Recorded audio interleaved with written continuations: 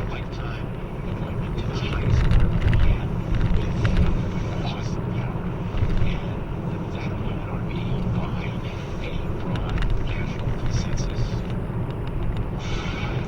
Let's talk this over with Keith Wiggins, CNN political commentator and Democratic strategist, and Steve Deese, a conservative syndicated radio talk show host. Gentlemen, good to have both of you on.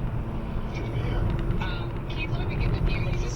You've heard Senator Blumenthal. Is it worth the fight for Democrats to go all out? This one seat would not change the balance of power. I think, Brooke, it's the principle that matters here. It was a year ago this month when President Obama nominated Merrick Garland to be a Supreme Court justice. The Republican Party, before the nomination was even announced, decided they were going to block his nomination. And for the past 350 days or so... Golf Zulu Whiskey 98946 on Chevrolet. The idea Like this operation of a motor vehicle. come in office after losing the popular vote, and then suddenly the Republicans decide they want to expedite the process for a Supreme Court nomination. I just think that that's unprecedented. It's rewarding the Republican Party's obstruction, and the Democrats should not do that.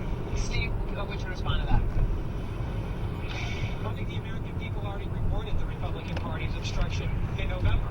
I think if they wanted Merrick Garland on the U.S. Supreme Court, they would have elected Hillary Clinton, but they did not. So they wanted Donald Trump to make those nominations instead. In fact, Brooke, when you look at the exit polling, the number 2 issue in 2016 were judicial appointments that ranked behind only the economy. Trump won those voters by 15 points. So I think this is following perfectly in line with what the people wanted in November. Listen, I think Voted for him. Keith, I think that I hear you on the whole, they're ticked off about the Merrick Garland thing. They have a very fired up base, but then you also have, as we just pointed out, these 10, Democratic senators in these, Trump states where they're up for battle in 2 years. And if you're one of these Democratic senators, what would you do?